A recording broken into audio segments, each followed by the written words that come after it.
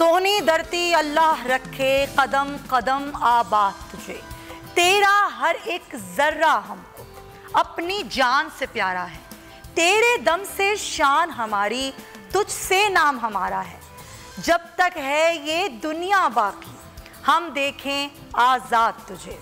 और यही वो दुआ है और इसी दुआ के आगाज़ से ही अपनी ट्रांसमिशन को आगाज़ करेंगे और मैं आपके साथ सुमैया रिजवान। और आज ज़ाहिर 14 अगस्त जब हम अपने मुल्क की आज़ादी का जश्न जोश और जज्बे के साथ मना रहे हैं।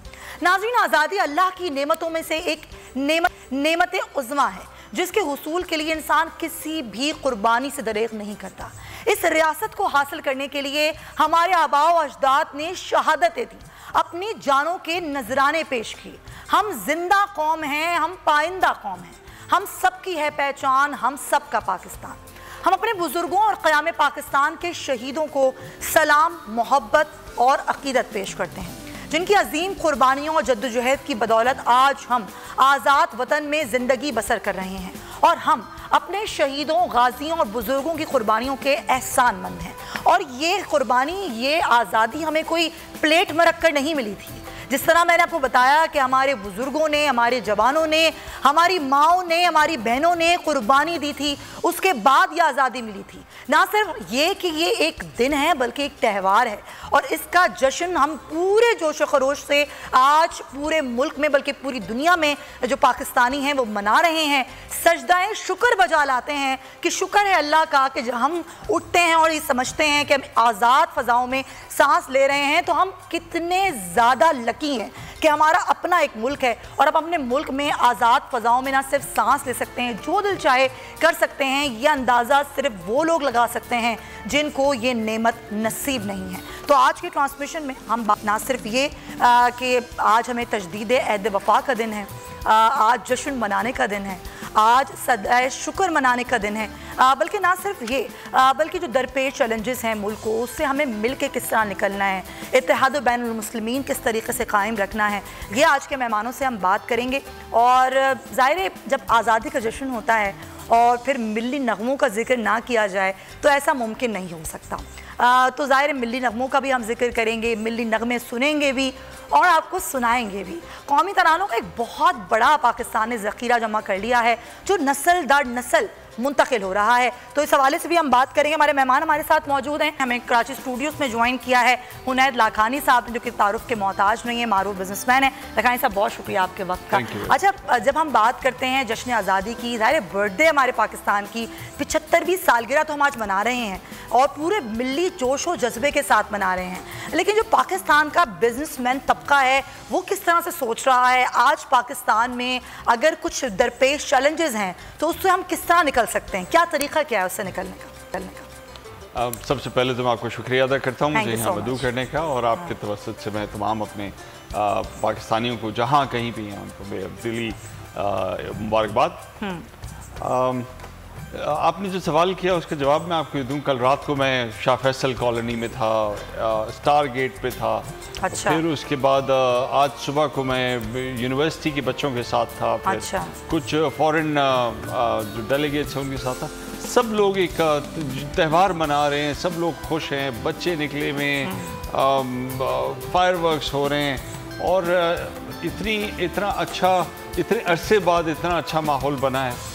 और इसमें चाहे बिजनेसमैन हो, चाहे डॉक्टर हो, चाहे पायलट हो, चाहे इंजीनियर हो, चाहे कोई भी हो, सब आज के दिन को बड़े फ़ख्र के साथ अपनी आज़ादी को मना रहे हैं कि ये जो हम आज़ादी की सांसें ले रहे हैं वो उसका शुक्र अदा करना बहुत ज़्यादा ज़रूरी है। ये बहुत बड़ी गनीमत है जो हमें हासिल है। अच्छा, ना सिर्फ नेमत का शुक्र अदा करें लेकिन हमें जो अपने एक होता है ना, हर इंसान अपना हिस्सा डाल रहा होता है। जिस तरीके से अभी आपने कहा, चाहे वो डॉक्टर हो, इंजीनियर हो, बिजनेसमैन हो, चाहे एक आम शहरी हो, हर तरीके से अपने मुल्क में अपना अपना एक हिस्सा डाल रहे होते हैं। लेकिन हम जब कहते हैं कि आज का दिन तजदीद अहद वफ़ा का दिन है, यानी कि अपने मुल्क से हम ये वादा ले रहे हैं कि हम ना सिर्फ आपकी हिफाजत करेंगे मुल्क, बल्कि ना ये कि हमें तरक्की की राहों पे मज़ीद किस तरह डालना है मुल्क को। तो अपना अपना जो हिस्सा हम डाल रहे हैं, आपको लगता है कि वो मज़ीद हमें थोड़ा बेहतर करना चाहिए, थोड़ा सिस्टम को किसको ठीक करना है, हम सब ने मिलकर ही ठीक करना है, तो वो कैसे हम कर सकते हैं? मैं समझता हूँ बहुत ज़्यादा ईजी है। देखिए, Pakistani are the most intelligent people, दुनिया में नंबर 4 पे आते हैं। हमारे बच्चे जो दुनिया में जाते हैं वो बाकी डेवलप कंट्रीज़ के जो अच्छे स्कूल्स हैं उनसे कम्पीट करते हैं और बेहतर होते हैं। हमारे डॉक्टर्स ज़्यादा अच्छे हैं, हमारे साइंटिस्ट ज़्यादा अच्छे हैं, हमारे इंजीनियर्स ज़्यादा अच्छे हैं, हमारे रिसर्चर्स बहुत अच्छे हैं। अब जो प्रॉब्लम आ रही है वो पाकिस्तान के अंदर ही आ रही है।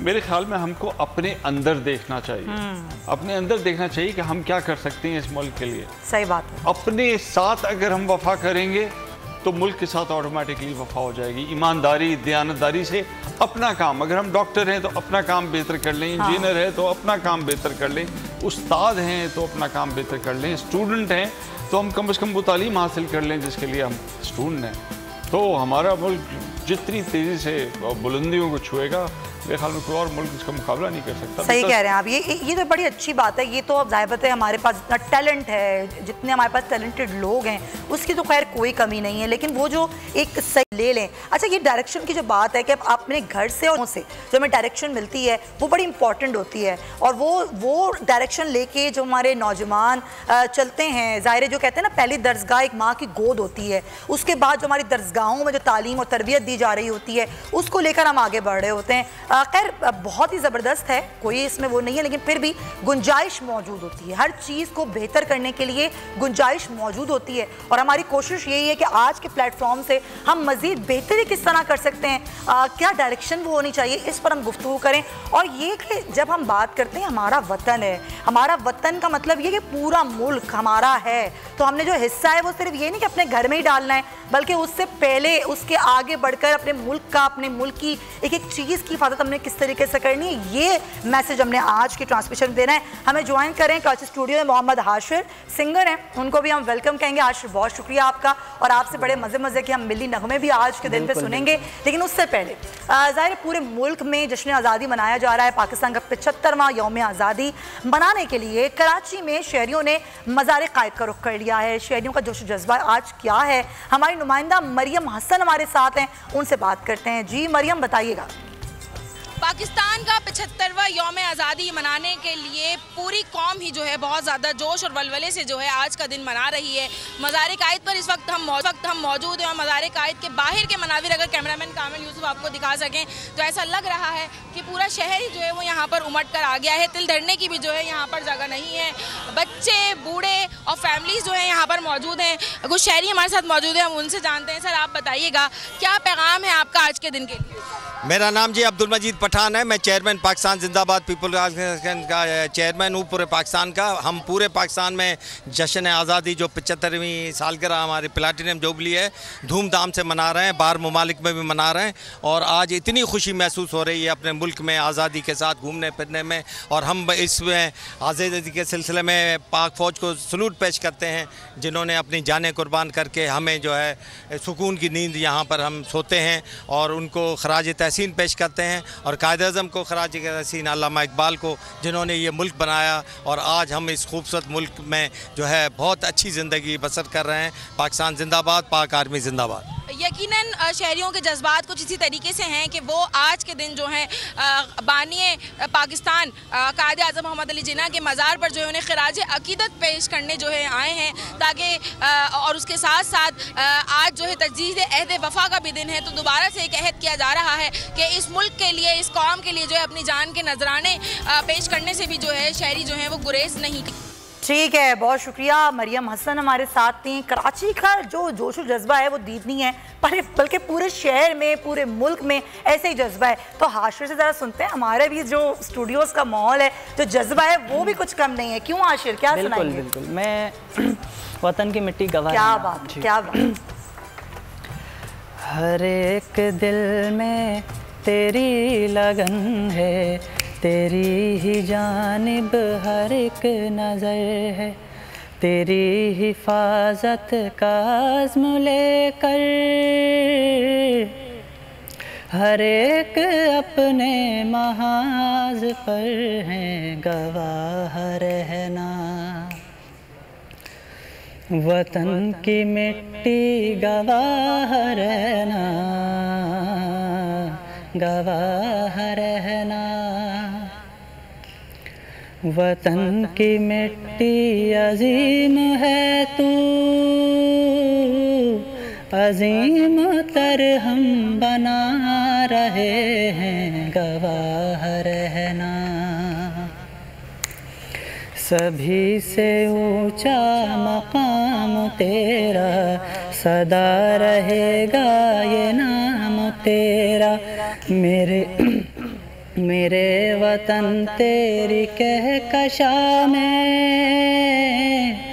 नए सितारे सजा रहे हैं, गवाह रहना। वतन की मिट्टी गवाह रहना, गवाह रहना। क्या बात है भाई, वतन की मिट्टी गवाह रहना, गवाह रहना। अच्छा, बड़ी एक होता है ना, एक अजीब सा एक फीलिंग आ जाती है, सकता है रोंगटे खड़े हो रहे हैं जब आप इस तरह के मिल्ली नगमे सुन रहे होते हैं। अच्छा नैन साहब, ज़रा थोड़ी डिफरेंट बात भी करते हैं ना, बचपन में कैसे होता था जब जश्न आज़ादी, क्योंकि मुझे तो याद है, मैं अपने बच्चों को कह रही थी कि तुम लोगों को क्या पता, वो बाजे लेकर आजकल बच्चे आ जाते हैं, हम रात भर झंडियाँ सजाते थे, पूरे पूरे मोहल्ले जो है वो सजते थे। आपकी कैसी होती थी जश्न आज़ादी? यही आज भी यही है। हाँ। पहले अपना घर सजा रहे होते थे, अब अपने घर के साथ जो इदारे हैं उनको भी सजा रहे होते हैं। सो या पहले अपने हाथ से कर रहे होते थे, अब टीम मेंबर्स हैं वो सब। लेकिन ज़्यादा मज़ा अपने हाथ से करने में आता था, क्यों? अब भी ज़्यादा मज़ा आता है क्योंकि मेरा ताल्लुक स्टूडेंट्स के साथ है। हाँ। और पूरे पाकिस्तान में हर जगह स्टूडेंट्स हैं, हर इलाके से स्टूडेंट्स हैं। हाँ। तो एक बड़ा अच्छा माहौल होता है वहाँ पे देख के। वैसे यू नो इतना अरसा हमने देखा टेलीविजन पे कि इक़्तिदार के लिए सब हुल्लड़बाजी और जगह जगह शोर वोर चल रहा था।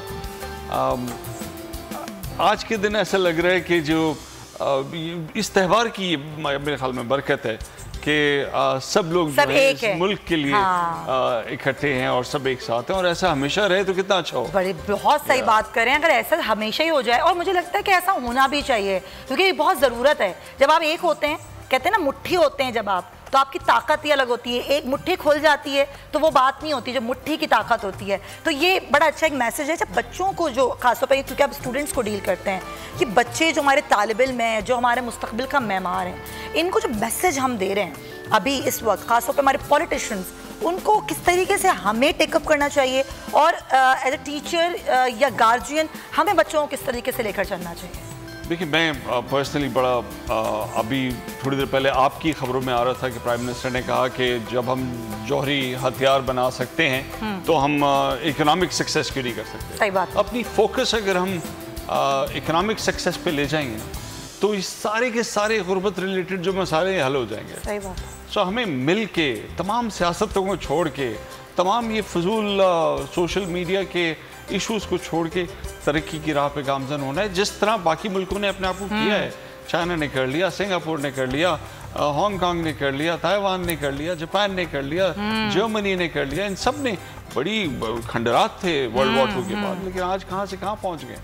तुर्की कहाँ से कहाँ पहुँच गए, ब्राज़ील कहाँ से कहाँ पहुँच गए, बांग्लादेश। हम भी पहुँच जाएंगे अगर हम ये फजूल चीज़ों से अपना जो टाइम वेस्ट करते हैं निकल के इकोनॉमिक प्रायोरिटी अपनी कर लें मुल्क की, टेक्नोलॉजी पे। और ये आज वक्त है, आज वक्त है बिकॉज पूरी की पूरी दुनिया चेंज हो रही है। सही बात। टेक्नोलॉजी का वक्त आ गया है, पोस्ट कोविड एक डिफरेंट माहौल है। खैर बहुत लंबी डिबेट हो जाएगी। कहने का मकसद ये था कि अगर हम एज अ नेशन ये ठान लें कि हमने अचीव करना है इकोनॉमिक सक्सेस, तो हम कर सकते हैं, कोई इतना रॉकेट साइंस नहीं। आप बिल्कुल सही कह रहे हैं। तो ये जो मैनेजमेंट होती है, टाइम मैनेजमेंट, मैं आपको नाज़रीन, बल्कि बच्चे जो उधर मुझे सुन रहे हैं या देख रहे हैं, जो सबसे कीमती चीज़ है ना आज आपके पास, वो सबसे कीमती चीज़ आपका वक्त है। तो वक्त का जो अगर आपने सही इस्तेमाल कर लिया ना, आज कर लिया, ये मोबाइल फ़ोन जो होता है इस पर आप बैठ गए, आपने अगर इसका भी सही इस्तेमाल कर लिया, मैं ये नहीं कह रही टेक्नोलॉजी का भी, जिस तरीके से उन्हें साफ करें, टेक्नोलॉजी का सही इस्तेमाल एंड टाइम मैनेजमेंट, इन दोनों चीज़ों को अगर आपने सही तरीके से इस्तेमाल कर लिया, कोई आपको तरक्की करने से नहीं रोक सकता। और सिर्फ आप तरक्की नहीं करते, आपका मुल्क तरक्की करता है, आपके साथ बढ़ता है, ग्रोथ होती है। आपकी ग्रोथ नहीं होती बल्कि आपके मुल्क की भी आगे आगे ग्रोथ होती है। तो हमारे नौजवानों को बस मैं एक मैसेज देना चाहूँगी कि देखिए, आप जो भी आज काम कर रहे हैं ये सोच के कीजिए कि ये वक्त लौट कर नहीं आएगा। ये वक्त गुजर गया तो वापस नहीं आएगा। हर चीज़ वापस आ सकती है लेकिन टाइम वापस नहीं आ सकता। तो टाइम मैनेजमेंट बड़ी इंपॉर्टेंट है, वो मैं भी कर रही हूँ। तो हमें फैसलाबाद भी लेके जाना है, लेकिन उससे पहले एक और हम गाना सुनेंगे। और मुझे बताएं, मैं अपनी फरमाइश करूँ या आप खुद सुना? फरमाइश इसके बाद, फरमाइश इसके बाद, चले ठीक है। इस चमन के फूलों पर रंगो आब तुमसे है, इस ज़मीं का हर ज़र्रा आफ़ताब तुमसे है, ये फ़ज़ा तुम्हारी है, बहरोबर तुम्हारे हैं, कहकशा के ये जाले रह गुज़र तुम्हारे हैं, ये वतन तुम्हारा है, तुम हो पास बाइस के। क्या बात। आरिफ हबीब साहब हमारे साथ मौजूद हैं, मारूफ बिजनेसमैन हैं, उनको भी हम वेलकम करते हैं। आरिफ साहब, बहुत शुक्रिया आपके वक्त का। आज 75वें यौम आज़ादी पर आप हमारे साथ मौजूद हैं और मुख्तलिफ गुफ्तगू हम कर रहे हैं। आरिफ साहब, मैं चाहूँगी आप भी अपना हिस्सा डालिए। हम जो गुफ्तगू कर रहे हैं वो ये कि अपने मुल्क के लिए जो हमें करना चाहिए, एक सही डायरेक्शन में क्या हम वो कर रहे हैं। दूसरी बात ये कि जो अभी दरपेश चैलेंजेस हैं उनसे मिलकर पूरी कौम को किस तरीके से निकलना चाहिए, क्या हमारी अपनी अपनी एक कोशिश, एक हिस्सा होना चाहिए इसमें? सबसे पहले तो आपका शुक्रिया कि आपने मुझे इस प्रोग्राम में शामिल किया, और मैं अपनी जानिब से जो है पूरी कौम को जो है यौम आज़ादी 75वां यौम आज़ादी की मुबारकबाद देता हूँ। और मैं अल्लाह ताला का शुक्र अदा करता हूँ, और हम सब अल्लाह ताला का शुक्र अदा करते हैं कि हम एक आज़ाद मुल्क में जो है वो सांस ले रहे हैं। और ये हमारे कायद का जो है हम पे एहसान है कि जो है वो पाकिस्तान जो है वो हमें दिया, और पाकिस्तान को जो है वो बहुत ज़्यादा मेहनत करने की ज़रूरत है। हालांकि हमने मुख्तलिफ़ शोबों में जो है वो काम किए हैं और रीज़नेबल काम किए हैं, लेकिन जब हम दूसरे मुल्कों को देखते हैं तो हमें ये महसूस होता है कि हमें और ज़्यादा जो है वो काम करने की ज़रूरत है। इस वक्त जो है जो सबसे बड़ा मसला जो है वो पाकिस्तान को दरपेश है, वो महंगाई का है, इन्फ्लेशन का है। और इन्फ्लेशन की जो है वो दो बड़ी वजूहात हैं। एक तो ये है कि इंटरनेशनल कमोडिटी प्राइसेस जो है वो बहुत बढ़ गई हैं। ये रशिया और यूक्रेन की वॉर एक फैक्टर है।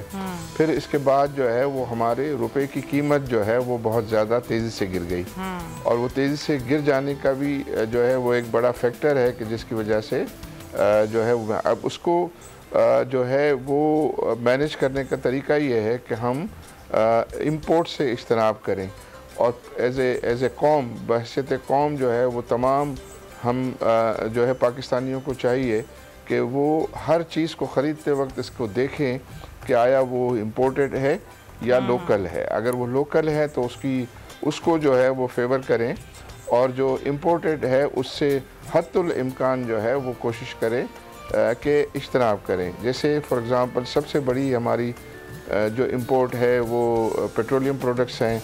पेट्रोलियम प्रोडक्ट्स जो है वो हम कोशिश करें कि कम से कम जो है उसका इस्तेमाल हो। फॉर एग्ज़ाम्पल अननेसेसरी गाड़ियाँ ना चलाएं, अननेसेसरी बड़ी गाड़ियाँ ना चलाएं, अननेसेसरी हम इलेक्ट्रिसिटी जो है वो उसका इस्तेमाल ज़्यादा न करें। हमारे टाइमिंग्स जो हैं वो दुकानों के, हमारी और चीज़ों के ऐसे टाइमिंग्स होने चाहिए कि जिससे कम से कम बिजली, क्योंकि बिजली का 50% जो है बिजली वो तो हमारे मुकामी वसाइल से बनती है, 50% जो है वो हम इम्पोर्टेड फ्यूल से बनती है। तो हम जितना जो है उसमें सेविंग करेंगे, और ख़ास तौर पर आजकल ये सोलर एनर्जी और विंड पावर जो है, और ख़ास तौर पर घरों के लिए जो है तमाम को चाहिए कि वो अपने अपने घरों पर सोलर पैनल लगाएं और सोलर से जो है एनर्जी हासिल करें। इसमें कोई फ्यूल जो है वो खर्च नहीं होता जिसको कि और इस तरह वो इम्पोर्टेड फ्यूल जो है वो हमसे बच सकेगा और हम पर ये जो ज़र मुबादला में जो है वो बचत होगी। तो यूँ हम एक मज़बूत कौम के तौर पर ख़ास तौर पे जो है आजकल तो आपको पता है कि अगर हम इकोनॉमिकली मज़बूत हैं तो मज़बूत हैं। वो एक वक्त था कि जिसमें हम ये कहते थे कि भाई अगर हम मिलिट्रीली मज़बूत हैं तो मज़बूत हैं, लेकिन अब जो है उससे ज़्यादा जो है वो ये है कि मईशत का मज़बूत होना बहुत ज़रूरी है। तो उसके लिए सब जो है वो जो है वो कोशिश करें और इस पर कंट्रीब्यूट करें और इस बारे में जो है वो सोचें। अल्लाह ताला ने पाकिस्तान को बहुत अच्छे वसाइल दिए हुए हैं। सही बात। पाकिस्तान का पोटेंशियल बहुत है और हम अगर अच्छे तरीके से मेहनत करेंगे तो आई थिंक वो दिन दूर नहीं कि इंशाल्लाह हम इकोनॉमिकली भी हम माशी तौर पे भी जो है वो ख़ुद कफ़ील हो सकें। बिल्कुल आप सही कह रहे हैं। इंशाल्लाह उम्मीद कहते हैं ना कि वो तो रखनी चाहिए और अपना हिस्सा भी डालना चाहिए। थोड़ा सा मैं यहाँ पे एक कोट करना चाहूँगी। ढाका में 21 मार्च 1948 को जब एक जलसा आम हुआ और बानी पाकिस्तान कायद आज़म मोहम्मद अली जिन्ना ने जब इससे ख़िताब किया तो वो जो ख़िताब था वो जो एक मैसेज था एक हमारे जो नौजवान हैं उनके लिए वो बड़ा इम्पॉर्टेंट था और उन्होंने कहा था कि आपने भी यगानियत के जज्बे को नहीं छोड़ना, मुताल्ले पे आपने तवज्जो देनी है, अपने वालिदैन का आपने अदब करना है, अपने असातिज़ा का आपने अदब करना है और यगानियत के जज्बे को आपने नहीं छोड़ना है। तो ये जो एक है ना कि अपनी ज़ात से और अपने मुल्क से जो आपने दियानतदारी निभानी है वो बड़ी इंपॉर्टेंट है। जो अभी आरिफ साहब कह रहे थे कि दियानत जो है ना वो सबसे अहम चीज़ होती है। सारिम बर्नी साहब भी हमें कराची स्टूडियोज़ में ज्वाइन कर चुके हैं, उनको भी हम वेलकम करते हैं। सारिम साहब बहुत शुक्रिया और आपको भी जश्न आज़ादी बहुत बहुत मुबारक हो। और सलमान अहमद भी हमारे साथ हैं, मारूफ सिंगर हैं, उनको भी हम वेलकम कहेंगे। सलमान बहुत शुक्रिया। और कल जो आपकी परफॉर्मेंस थी बहुत ज़बरदस्त परफॉर्मेंस आपने दी, सबसे पहले तो मैं आपको उस पर मुबारकबाद देना चाहती हूँ। और आज जश्न आज़ादी की खुशियों में हमारे साथ आप शरीक हैं तो मैं चाहूँगी कि थोड़ी सी झलक जो है आज हमारी ट्रांसमिशन में भी हो। कल तो बहुत ज़बरदस्त जज्बा था आपका और यकीनन ये जज्बा जो है वो ज़िंदा रहे, हम सबका ये दुआ है। तो मैं चाहती हूँ सारिम साहब की इजाज़त से पहले ज़रा सलमान साहब से थोड़ी सी गुफ्तगू भी की जाए और मैं चाहूँगी कुछ सुना भी दें। तो सलमान ज़रा आप मुझे ये बताइए कि अभी जो हारिस साहब बात कर रहे थे मुल्क में जो दरपेश चैलेंजेस हैं इस वक्त एक पूरी कौम होने की, मुट्ठी होने की कितनी हमें ज़रूरत है कि हम इन चीज़ों से मिल के निकलें। हम कहते हैं ना कि सियासतदान ऐसे हैं, सियासतदान बुरे हैं, लेकिन हम बहैसियत कौम हमारा क्या हिस्सा है वो हम क्यों भूल जाते हैं? जी शुक्रिया आपका और सब बोल नेटवर्क को और आपके नाजरीन को मेरी तरफ से जश्न आज़ादी मुबारक। हम खुशकिस्मत हैं पाकिस्तानी, हम बहुत ज़्यादा खुशकिस्मत हैं कि कायद आज़म मोहम्मद अली जिन्ना ने 40 साल जद्दोजहद करने के बाद, बहुत मुश्किल जद्दोजहद थी और हमें एक अपना मुल्क दिया पाकिस्तान। अब ये 75 साल जो गुजर गए हैं और अभी आपने जो बात की कि लोगों में जज्बा है, जुनू है, तो रात में ये देख रहा था कि मतलब पूरा हॉकी स्टेडियम भरा हुआ था, बाहर जो थे लोग भरे हुए थे।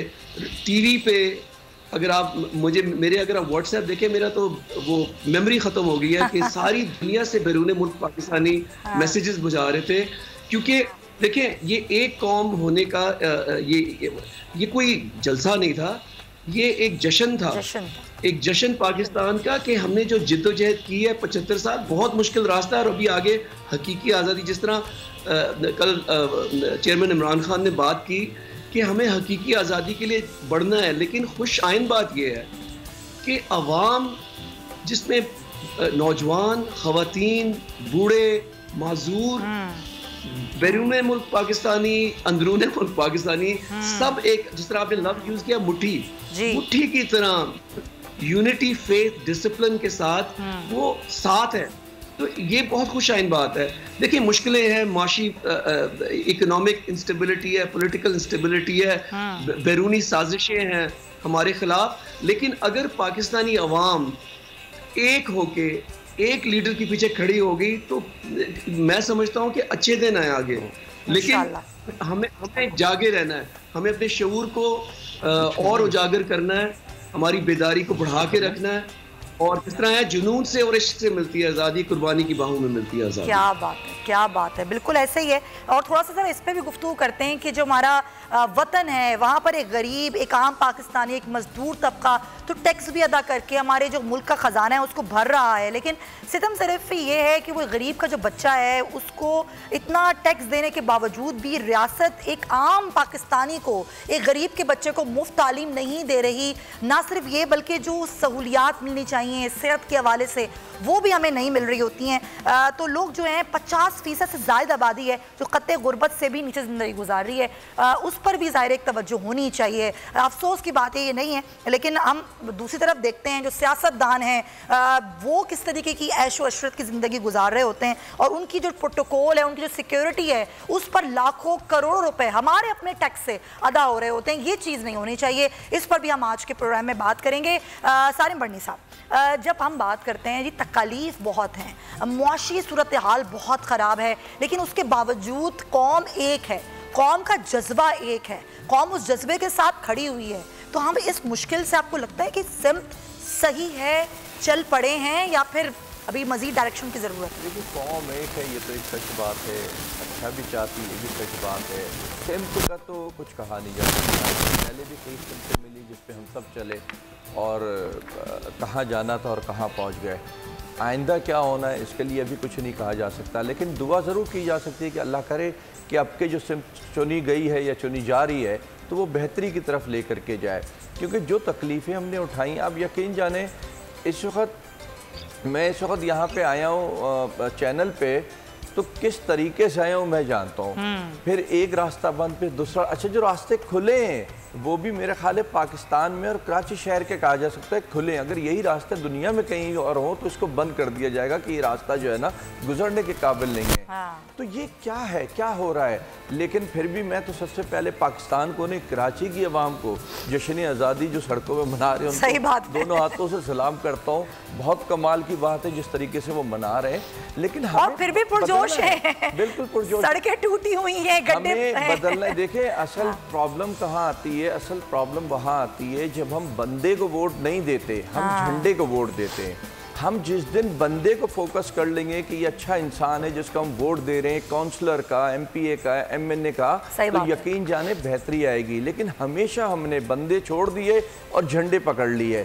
झंडे के बाद फिर यही सब कुछ होना है जो कुछ हो रहा है। तो हमें थोड़ी सी अपनी जहनियत को चेंज करने की ज़रूरत है, अच्छे लोगों को आगे लाने की ज़रूरत है। और उन पार्टियों को भी मैं कहूँगा कि उसको मजबूरी ना बनाएं कि जी हमारे पास यहाँ से कोई और कैंडिडेट नहीं था। भाई नहीं खड़े करें, आपके 10 लोग होंगे ना असेंबली में, वो अच्छे इंसान होंगे, अच्छा कुछ करना चाह रहे होंगे, कुछ ना कुछ बेहतरी आएगी। और आपके 200 लोग होंगे और वही फजूल लोग होंगे तो वो कुछ नहीं कर पाएंगे। तो मेरा ख्याल है कि हम लोगों को, जो पब्लिक है उसको एक अच्छी सोच लेकर के आने चाहिए। मुझे लगता है सारिम साहब आप ठीक कह रहे हैं, लेकिन बहुत अवेयरनेस आ चुकी है हमारी आवाम में।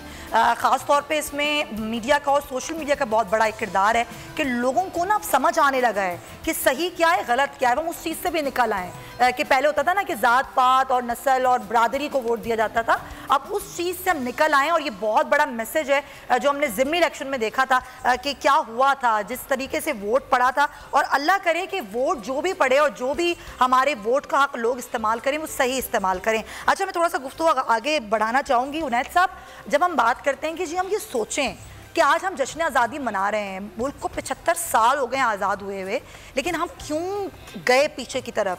हमारी इकॉनमी क्यों पीछे की तरफ चली गई? उसमें क्या वजूहात थी? वो कौन से सुनहरी उसूल थे कायदे आज़म मोहम्मद अली जिन्ना के जिनको नहीं अपनाया हमारे सियासतदानों ने? हमने वो कौन सी चीज़ें थी जिसको अपना के हम बेहतरी की तरफ गामजन हो सकते हैं? उस पर हम क्यों नहीं बात करते, उस पर हम क्यों नहीं काम करते? बहुत अच्छी बात की आपने। सबसे पहले तो मैं आपको आपके बात का जवाब देता हूं, लेकिन उसके बाद मुझे मौका दीजिएगा, मैं सारिम बनी साहब की बात को थोड़ा सा आगे लेके जाऊंगा।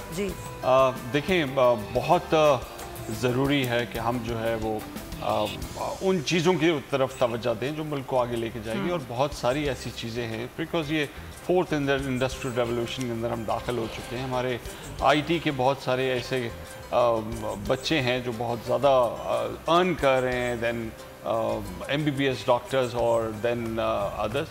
और बेशक जैसा अभी थोड़ी देर पहले बोला कि हमारे साइंटिस्ट बहुत अच्छे हैं, हमारे जवान बहुत ज़्यादा अच्छे हैं, हमारे इंजीनियर्स बहुत ज़्यादा अच्छे हैं, हमारे जो है वर्कर्स बहुत ज़्यादा अच्छे हैं, यूथ बहुत ज़्यादा है, 65% ऑफ द पॉपुलेशन जो है कंट्री की यूथ है, इन्होंने इस मुल्क को संभालना है। सो होप ही होप है।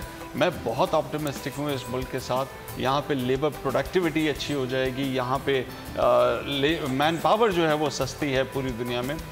अब जो चीज़ मिसिंग है वो डायरेक्शन है कि हमें उन इंडस्ट्रीज़ की तरफ जाना है जहाँ पे ज़्यादा पैसा आता है, ज़्यादा जो है वो मुल्क ज़्यादा जल्दी जो है वो अपने पैरों पे खड़ा हो जाता है, और ऐसी इंडस्ट्रीज़ की तरफ हमारा मुल्क जा रहा है। सही बात। देखिए इलेक्ट्रिक कार्स मैन्युफैक्चरिंग यहाँ पे शुरू हो गई है, मोबाइल फ़ोन मैन्युफैक्चरिंग यहाँ पे शुरू हो गई है, हाई प्रॉफिट मार्जिन प्रोडक्ट्स हैं। उससे पहले हम जूते बनाते थे और कपड़े बनाते थे और बनियाने बनाते थे और मौजे बनाते थे। सही बात है। अब हम सॉफ्टवेयर बनाने लग गए हैं, और वो जहाँ $5 बिलियन पहुँच गया वहाँ $50 बिलियन भी पहुँच जाएगा, वहाँ $150 बिलियन भी पहुँच जाएगा। टोटल मसला जो है वो अभी थोड़े दिनों का है, जो हमें नज़र आ रहा है कि जी $4-5 बिलियन जो है वो कम है हमारे पास। और ये जिस तरह आरिफ साहब ने कहा कि इमीडिएट तो इंपोर्ट कम करके हो जाएगा और लॉन्ग टर्म में एक्सपोर्ट्स बढ़ा के हो जाएगा, लेकिन जितनी हमारी चादर हो उतने ही पैर फैलाने होंगे हमें, जितना इनकम है उतना ही खर्चा करना होगा और सारी चीज़ें ठीक हो जाएंगी। अब मुझे इजाज़त दें, मैं सारे मौलवी साहब की बात आप क्विकली जवाब दें क्योंकि मुझे ब्रेक लेनी है। इन्होंने बहुत अच्छी बात की कि हमें जो है वो झंडों से निकलना चाहिए। सॉरी, झंडे को वोट देना चाहिए, राइट? बंदे को वोट देना चाहिए। मैं कहूँगा झंडे के अलावा बंदे को वोट देने के बजाय, लीडर के बजाय वर्कर को देना चाहिए। क्या बात है। और जो है वो अपना ईमानदार दयानतदार ये सोचें कि कौन दयानतदार है आपके मुल्क के लिए। बिल्कुल पॉइंट टेकन। अच्छा आशिर, आपके लिए बड़ी एजाज़ की बात है, सलमान साहब बैठे हुए हैं आपके सामने, ब्रेक ले रहे हैं हम, तो हम आप अब ब्रेक से पहले कुछ सुना भी दें और फिर आप दोनों का हम शुक्रिया अदा करेंगे। बहुत शुक्रिया, थैंक यू सो मच। है राहे हक के शहीदों, वफा की तस्वीरों, तुम्हें वतन की हवाएं सलाम कहती हैं। है राहे हक के शहीदों, आए थे आशियाने को, वो शोले अपने लहू से बुझा दिए तुमने। कराची स्टूडियोज़ में ज्वाइन कर लिया है हमारे बहुत ही मारूफ नाम है मुल्क का, मारूफ सिंगर अरशद महमूद साहब, उनको भी हम वेलकम कहेंगे और बहुत शुक्रिया। और नासरा ज़ुबैरी साहिबा भी हमें ज्वाइन कर चुकी हैं, नासरा इकबाल साहिबा में ज्वाइन कर चुकी हैं, जैसे रिटायर्ड नासरा इकबाल साहिबा। थैंक यू सो मच कि आज आपने हमें वक्त दिया। नासरा साहिबा, आपके वक्त का बहुत शुक्रिया। और ज़ाहिर जो गुफ्तगू हम कर रहे हैं 75वीं जश्न आज़ादी के मौके पर, क्या खोया क्या पाया, बहुत सारे मौज़ूआत जो डिस्कस किए हमने अपने पिछले घंटे में। मैं चाहूँगी हमारे मेहमान जिन्होंने हमें ज्वाइन कर लिया है, अब उनसे भी हम गुफ्तगू आगे बढ़ाएँ। तो जैसे साहिबा, हम बात कर रहे हैं कि 75 सालों में जिन शोबों पर तवज्जो देनी चाहिए थी, अफसोस की बात यह कि हमने नहीं दी। बहुत सी मुश्किलात हैं और मुआशी तौर पर बहुत मुश्किलात हैं, बहुत से चैलेंजेस हैं जो दरपेश हैं। हमें इस सूरत हाल से निकलने के लिए क्या होना चाहिए, डायरेक्शन क्या होनी चाहिए, ख़ास तौर पर जो हमारी कौम है, हमारी नई नस्ल है, क्या हम उसको सही डायरेक्शन की तरफ लेके जा रहे हैं? हमारी इस तरह की चीज़ें हैं, हमारे बड़ों की हमारी जो रियासत है वो क्या कर रही है वो एक तरफ, लेकिन हम खुद क्या कर रहे हैं बहैसियत कौम? सबसे पहले तो मैं तमाम नाजरीन को, जो जश्न आज़ादी है 75 साल हमने मुकम्मल कर लिए हैं अल्लाह की मेहरबानी से, उसकी मुबारकबाद पेश करती हूँ। और फिर मैं आपकी तवज्जो दिलाऊंगी जो कायदे आज़म ने 3 जो थी इल्लतें, उनसे हमें ख़बरदार रहने को कहा था। एक तो थी नेपोटिज़म, दूसरी ब्राइबरी, तीसरी करप्शन। अंग्रेज़ी में बात करते थे। नेपोटिज़म का तो मतलब है मारूसियत। मारूसियत हमारे इस्लाम में इसकी कोई जगह नहीं। हज़रत अली रज़ी अल्लाह अन्हु हमारे नबी सल्लल्लाहु अलैहि वसल्लम के सबसे करीबी रिश्तेदार थे। उनकी ज़िंदगी में, हुज़ूर की ज़िंदगी में उनको कोई ओहदा नहीं दिया हुआ था। जिस वक़्त खुलफ़ाए राशिदीन फिर 4 बाद में आए हैं हुज़ूर के विसाल के बाद, तो आप देखिए कि हज़रत अली रज़ी अल्लाह अन्हु सबसे आखिरी थे और वो मस्जिद में लोगों ने उनको मुंतखब किया था वोट से, जमहूरी तरीके से। अब यहाँ देखिए क्या हालत है, यहाँ लोग कहते हैं जी some families are born to rule, no family is born to rule. इजारादारी है ही नहीं, इस्लाम में इसकी गुंजाइश नहीं। कुरान मजीद में अल्लाह ताला फरमाते हैं कि अपनी अमानतें उन लोगों को दो जो उनके अहल हो। अब अहल कौन है? ये जो लोग आते हैं कुर्सियों पे, ये अहल है। जिस वक्त ये इलेक्शन जीतना होता है ना, तो ये मंशूर बुलंद बांग दावे देते हैं और बाद में करते वही हैं जो अपनी कुर्सी के साथ सेल्फी लगा ली और चमड़ गए। इस तरीके से रियासत नहीं चल सकती। हमारे जितने इदारे हैं उनके कवायद और ज़वाबत होने चाहिए कि इनको चलाने का क्या तरीका है, ताकि किसी की दखल अंदाजी दूसरे के काम में ना हो। सही बात करना ना कानून बनाए ऐसे कवानीन जो हमारी कॉन्स्टिट्यूशन आइन को पामाल नहीं करते, और वो कवानीन पे अमल दरामद करना है इंतज़ामिया ने, और वो सही अंदाज में करना है। और फिर अगर कोई गड़बड़ वहाँ पे हो या लोगों के आपस में कोई इख्तिलाफात हों तो दादरसी करने के लिए अदलिया है। ये 3 शोबे तो है। अब चौथा आपका, और जो आप पूछ रहे हैं ना क्या करना चाहिए, सबसे ज़्यादा अहम जो है ना वो आपका किरदार है। सही बात, मीडिया का। बिल्कुल सही बात। जब तक मीडिया अपनी जिम्मेदारी नहीं संभालेंगे, ये लोगों में पैदा करे शऊर, लोगों को समझाएं कि ये क्या होता है सब्र, क्या होता है ईमानदारी, क्या होता है कि दूसरों का ख्याल रखना, इत्तेहाद, तंजीम, यकीन, मोहकम, ये 3 चीज़ें हमें कायदे आज़म। बिल्कुल ऐसे ही है। और ना सिर्फ इन पे चलें जस्टिस साहिबा, ये आपने बहुत अच्छी बात की, चौथा सुतून जो है मुल्क का, मीडिया, वो अपना किरदार अदा कर रहा है, बल्कि सोशल मीडिया भी अपना किरदार अदा कर रहा है लोगों में शऊर उजागर करने के लिए। एक कोशिश है, एक काविश है, और अल्लाह करे कि इस कोशिश में हम कामयाब भी हों। तो सलमान, जो गुफ्तगू हम कर रहे थे इससे पहले, मैं चाहूँगी कि ज़रा उस पर भी हम बात करें। ना सिर्फ ये कि हमें जो एक यूनिटी दिखानी है वो, और फिर ज़रा अगर आप हमें कुछ सुनाना चाहें तो मैं चाहूँगी कि वो सुनाएं भी हमें, थोड़ा माहौल जो है वो गर्म करें। आज के जश्न आज़ादी की जो एक फीलिंग है वो ज़रा आनी शुरू हो। सलमान जी, शुक्रिया आपका।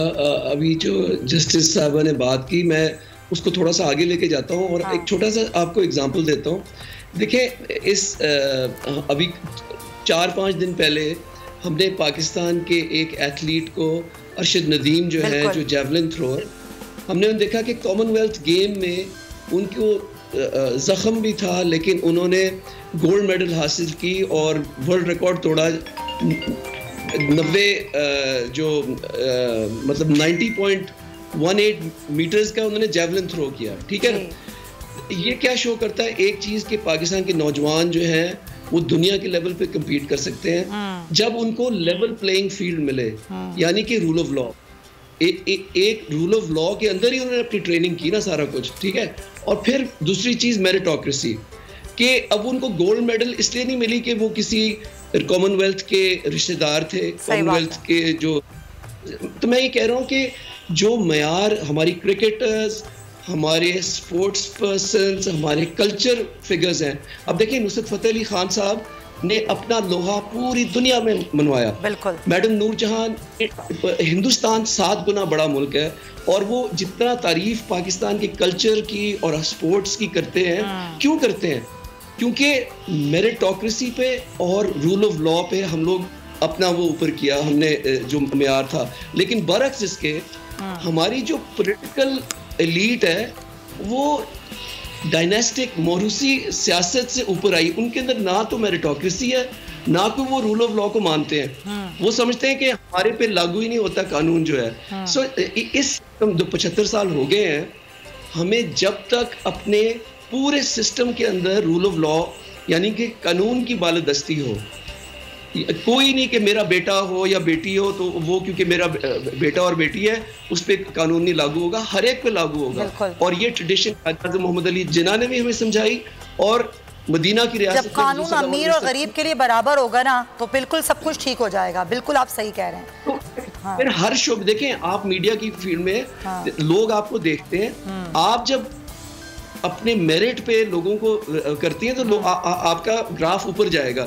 ये नहीं है कि आपने जिस तरह कुछ और लोग हैं, मैं नाम नहीं उनका लेना चाहता, कि जो काम कर रहे हैं क्योंकि उनको पीछे से कुछ वो कनेक्शन मिला हुआ है, लिफाफा मिला हुआ है। सो मीडिया का बहुत, आप बोल्ड टीवी का मैं तारीफ करना चाहता हूँ कि इस पिछले 4 महीने में पिछले 4 महीने में आपने एयरवाइव ने ऐसे 2 चैनल निकले हैं जो हक की आवाज और सच की आवाज को उठा रहे हैं। ये आप करेंगे तो खुद हमारी सोसाइटी में ना रिफॉर्म आता जाएगा, इस्लाह आती जाएगी।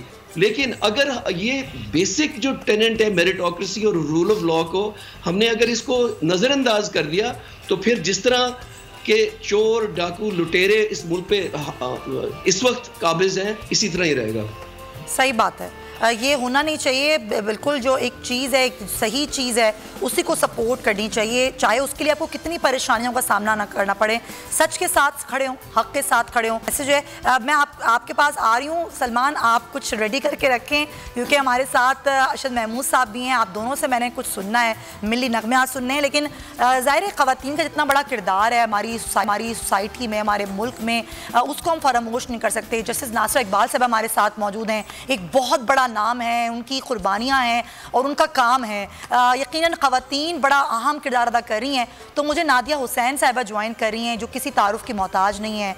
आपको मैं क्या कहूँ, मॉडल हैं, अदाकारा हैं, ब्यूटिशियन हैं, मदर हैं और बहुत ज़बरदस्त अपनी तमाम चीज़ों को लेकर चलती हैं। नादिया, आपको जश्न आज़ादी बहुत बहुत मुबारक हो। थैंक यू सो मच, आपने टाइम निकाला और मैं आपसे बात भी करूंगी, आपसे गुफ्तगू भी करूंगी, लेकिन उससे पहले मैं चाहती हूं कि सलमान साहब हमें आज क्या सुना रहे हैं?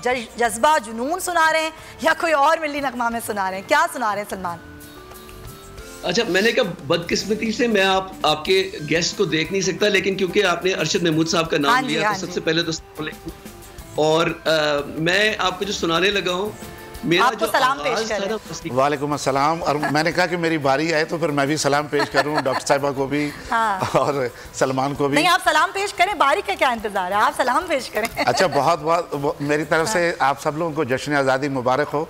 और आप इस वक्त हमारे साथ नहीं है लेकिन हमारे पास हैं। क्या बात तो है। मैं डॉक्टर नासिर साहिबा आपको और सलमान आपको और सारे भाई को, आपको, सब लोगों को बोल के, जो लोग मुझे बोल पे देख रहे हैं दुनिया में, सब लोगों को मेरी तरफ से जश्न आज़ादी मुबारक हो। और जश्न आज़ादी जो है उसकी सही तकरीब तो रात को हो चुकी है 13 तारीख की रात को। क्या परफॉर्मेंस दी है सलमान अहमद, क्या बात है भाई, क्या बात है। मैं तो उनको पहले ही कह चुकी हूँ, क्या जबरदस्त परफॉर्मेंस दी है। मैं कहा थोड़ी झलक दिखा दें सलमान, बहुत इंतजार हो गया, कुछ सुना दें आप हमें। देखिए, सच बोल रहा हूँ और मैं कभी भी नखरे नहीं करता, लेकिन रात जो माहौल, मैं आपको पहले माहौल रात का बता दूं। चले ठीक है। कि इतनी गर्मी, इतनी ज्यादा गर्मी थी जिसके अंदर लाखों लोग जो हैं लाहौर में स्टेडियम के अंदर और बाहर, और टीवी पे करोड़ों लोग देख रहे थे। तो जो कहते हैं ना, जब जज्बा जुनून उरूज में पहुंचता है तो गला बिल्कुल मेरा हो गया। लेकिन आप और पाकिस्तानियों के लिए ये अर्ज कर,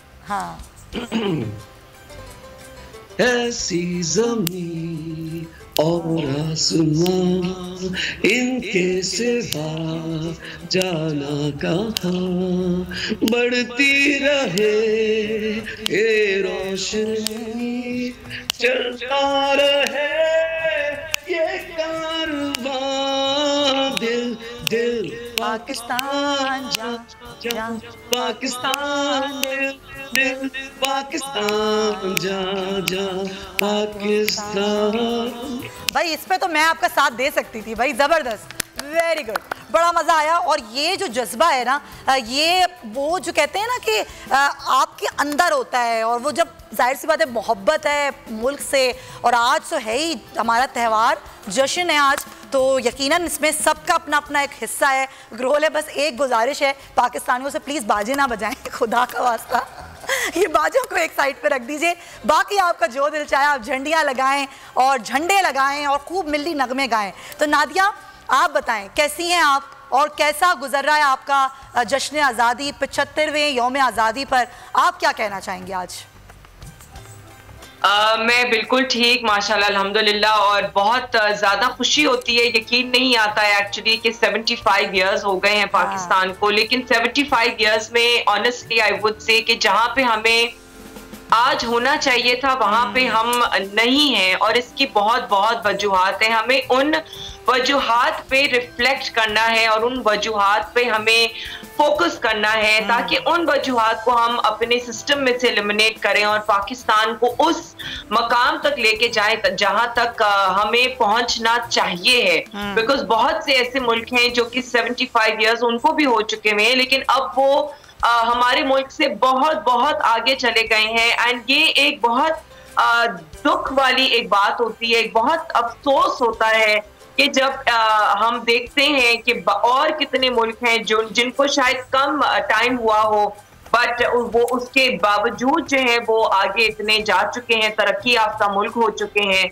सो हमें सीरियसली इन चीजों पे फोकस करना है। अभी अगर 75 इयर्स हो गए हैं, बहुत जल्द जो है वो 100 साल हो जाएंगे, लेकिन 100 साल अगर हो भी जाते हैं तो हमें इस चीज पे देखना है कि हमने 100 साल में अचीव क्या किया है। सही बात। इंशाअल्लाह 100 साल भी होंगे, लेकिन 75 साल में जो हमें अचीव करना चाहिए था, मैं समझती हूँ कि ये हमने पूरी तरीके से अचीव नहीं किया है। सही कह रही हैं आप, और यही हम आज जानने की कोशिश कर रहे हैं कि क्या खोया और क्या पाया और क्या वजूहात हैं, क्या हमारी गलतियों का, मुश्किलात का शिकार हैं। बहैसियत कौम हमें क्या करना चाहिए। अच्छा, मेरी ऑफ द रिकॉर्ड अभी सारिम साहब से बहुत हमारी गुफ्तगू हुई कि हम क्या करते हैं कि अगर हमारे गली में पानी खड़ा होता है तो हम अपनी बाउंड्री को ऊपर कर लेते हैं। हमारे घर में पानी ना आए, बाहर खड़ा है तो खड़ा है, हम कचरा उठाते हैं बाहर फेंक देते हैं। ये नहीं सोचते कि भाई ये उसके बाहर भी हमारा ही हिस्सा है, सिर्फ घर ही हमारा हिस्सा नहीं है, पूरा मुल्क ही हमारा घर है। जब हम ये सोच लें सारिम साहब कि ये पूरा मुल्क, हमें अपना हिस्सा जो डालना शुरू करना है। अभी आप बड़ी अच्छी मिसाल दे रहे थे कि वो पर्चियां फेंक देते हैं एटीएम में और वो कचरे का डस्टबिन वहीं रखा हुआ, तो डस्टबिन में नहीं डालते, वो खाली होता है। तो ये बहैसियत कौम जो करने वाली बातें हैं वो हम क्यों नहीं करते हैं? आज मुझसे बात हाँ बिल्कुल। बस यही हमारे पीछे रहने की वजह यही है। देखें 75 साल बहुत होते हैं, 75 साल में सब कुछ बदल जाता है। सही बात है। लेकिन अफसोस कि हम बदहाल थे, बदहाल हैं और आगे बदहाल ही रहेंगे। क्योंकि हमने नहीं, अल्लाह ने कुछ भी नहीं करना। अल्लाह ने तो ये कहा है कि जो कौमें अपना हाल खुद नहीं बदलती, तो उनके हाल पे छोड़ दिया जाता है। हमें बदलने की ज़रूरत है। हम अगर टीवी पे बैठ के बातें करें, मीठी मीठी बातें, और मैं आपको एक सच बताऊं और दिल से बता रहा हूं, हमारी जो मेन प्रॉब्लम है ना, हम लोग, मैं ये नहीं कहूँगा हम झूठ बोलना चाहते हैं, मैं ये कहूँगा हम लोग झूठ सुनना चाहते हैं। हम सच को फोकस नहीं करते, हम सच नहीं सुनना चाहते।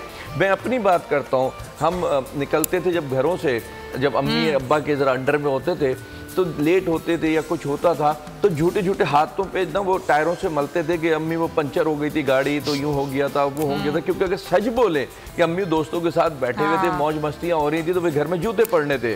तो अम्मी ने भी कभी इतनी हमें जो है ना वो नहीं दी कि हम उनको जाके सच बताएं कि अम्मी बस दिल लग रहा था, 4-6 दोस्त आ गए थे, हम वहाँ बैठ गए थे। तो अम्मी ने भी इतनी सख्ती रखी कि बेटा झूठ ही बोलो मुझसे।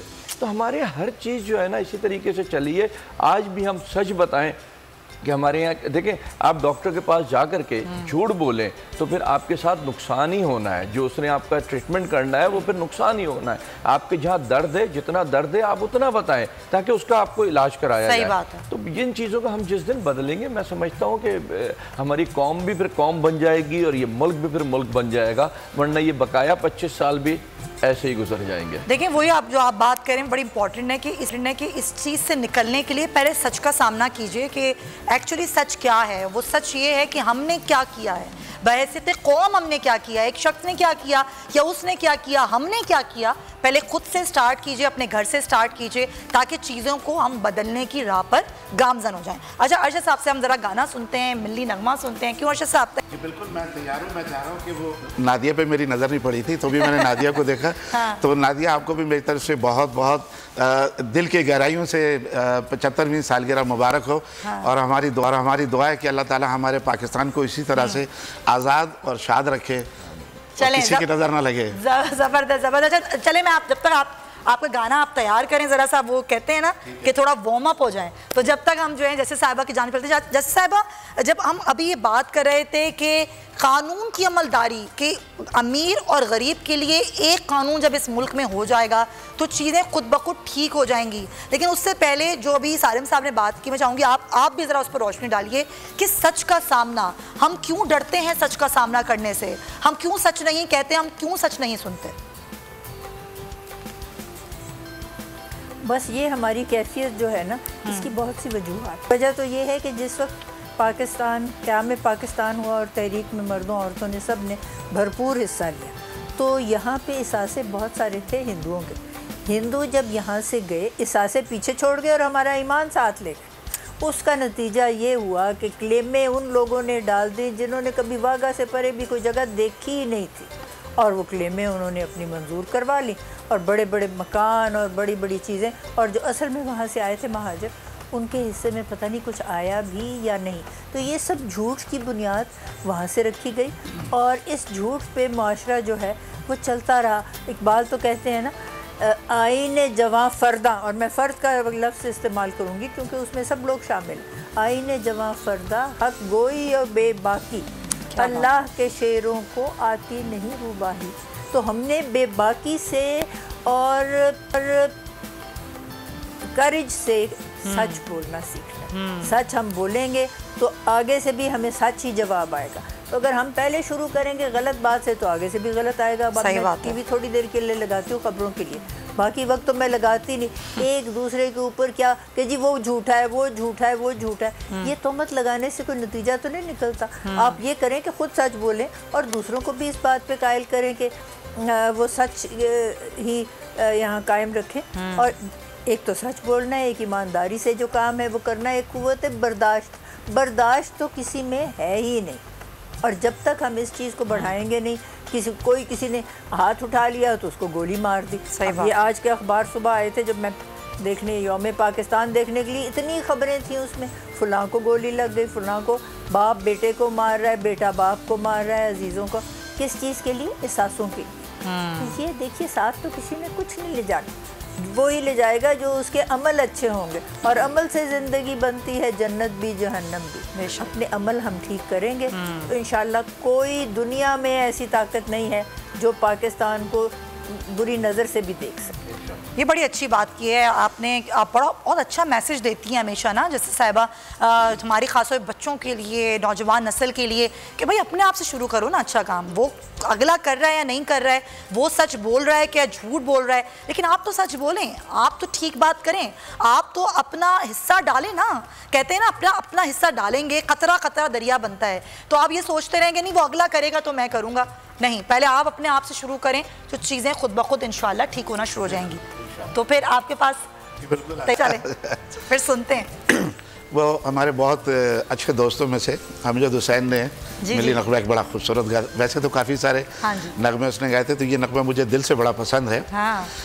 तेरा पाकिस्तान है ये मेरा पाकिस्तान है, तेरा पाकिस्तान है ये मेरा पाकिस्तान है, इस पे दिल कुर्बान, इस पे जान भी कुर्बान है, ओ इस पे दिल कुर्बान, इस पे जान भी कुर्बान है।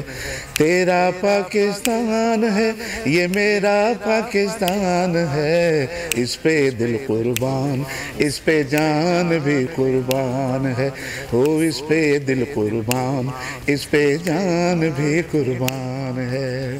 क्या बात। इसकी बुनियादों में है तेरा लहू मेरा लहू, इससे तेरी आबरू है, इससे मेरी आबरू, ये वतन प्यारा वतन, इससे मेरी पहचान है, इस पे दिल कुर्बान, इस पे जान भी कुर्बान है, हो इस पे दिल कुर्बान, इस पे जान भी कुर्बान है। तेरा पाकिस्तान है ये मेरा पाकिस्तान है, तेरा पाकिस्तान है ये मेरा पाकिस्तान है, इस पे दिल कुर्बान, इस पे जान भी कुर्बान है, ओ इस पे दिल कुर्बान, इस पे जान भी कुर्बान है। क्या बात है भाई, ज़बरदस्त। वाकई इस पे दिल भी कुर्बान है, इस पे जान भी कुर्बान है, लेकिन आपने जो कुर्बानी देनी है ये समझने की बात है। और जो हम समझ जाएंगे ना कि हमारी कुर्बानी किस नौयत की होनी चाहिए, और कुर्बानी सिर्फ ये नहीं होती है कि आपने आज के दिन में बस बातें कर ली। जब तजदीद अहद वफ़ा की बात की जाती है तो उसका मतलब यही होता है कि आज आपने ये अहद करना है कि अपने मुल्क के लिए काम करना है, सिर्फ अपने घर के लिए काम नहीं करना है और अपने लिए काम नहीं करना है, बल्कि हर वो काम करना है जो इस मुल्क के लिए तरक्की और खुशहाली का बाइस बने। खुदा करे कि मेरी अर्ज़ पाक पर उतरे वो फसले गुल जिसे अंदेशाए ज़वाल ना हो। दुआएं कर रहे हैं, उम्मीदें भी हैं बहुत सी। और आज 75वें यौम आज़ादी के मौके पर तजदीद अहद वफ़ा करते हुए हम सिर्फ ये बात नहीं कर रहे कि जश्न ही जश्न है, बल्कि ये बात भी कर रहे हैं कि मुल्क के इस 75 साल में हम बहैसियत कौम हमने क्या खोया और क्या पाया। फिर ख़वातीन के किरदार के वाले से भी हम बात कर रहे हैं कि ख़वातीन का किरदार जो कि हमेशा से ही बड़ा अहम रहा है, हर मतलब मैदान में अपनी कामयाबियों के झंडे गाड़ रही हैं ख़वातीन, और ये बहुत ही अच्छी बात है। और कहते हैं ना कि एक जो दर्सगाह होती है, पहली दर्सगाह किसी भी बच्चे की, वो उसकी माँ की गोद होती है, और उसके बाद फिर दीगर दर्सगाहें होती हैं जहाँ से वो तरबियत और तालीम लेता है, और वो फिर एक बेहतरीन शख्स और एक बेहतरीन कौम के लिए एक शख्स साबित होता है। तो मैं चाहूँगी कि नादिया आप भी ज़रा इस पर कमेंट कीजिए, फिर मैं जस्टिस साहिबा की जानिब जाऊँगी। जी बिल्कुल, देखिए मोस्ट सर्टनली जो बच्चे हैं वो अपनी माँ से बहुत कुछ सीखते हैं, माँ के किरदार से, और माँ जो है वो बच्चे को परवरिश जो है वो बहुत बेहतरीन तरीके से करती है। तो हमें जितना एक कुरान में भी जो है वो हमें जो माँ की रिस्पेक्ट और माँ के एहतराम का जो बताया गया है, वो हमें अपने होमलैंड के लिए भी उसी तरीके से ही सोचना चाहिए कि पाकिस्तान जो है हमारा होमलैंड, हमारी माँ है।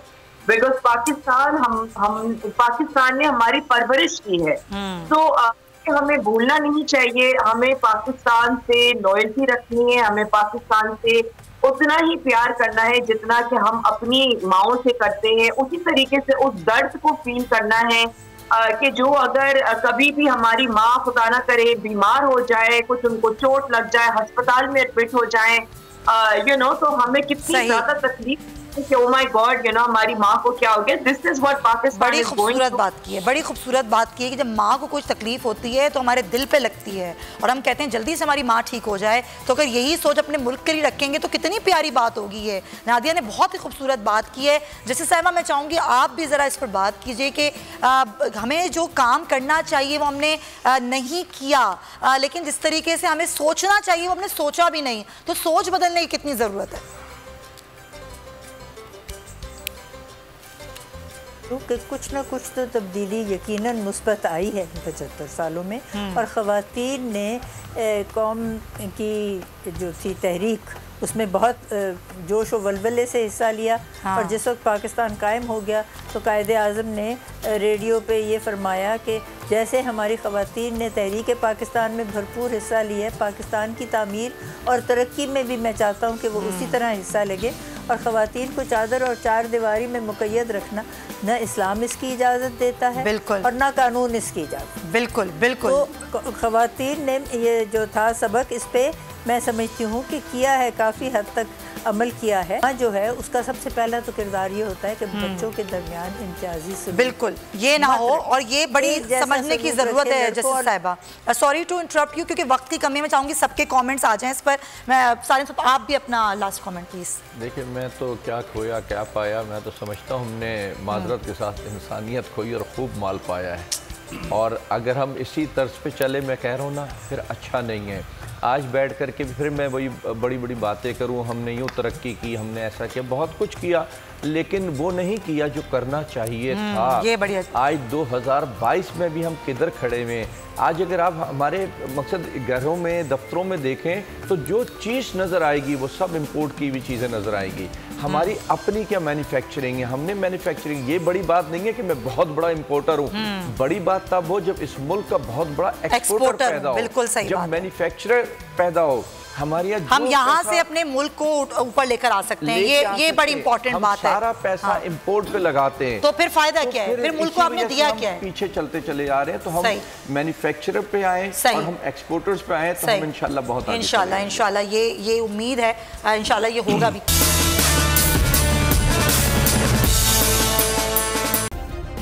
सब्सक्राइब करें और बेल दबाएं ताकि कोई खबर रह न जाए।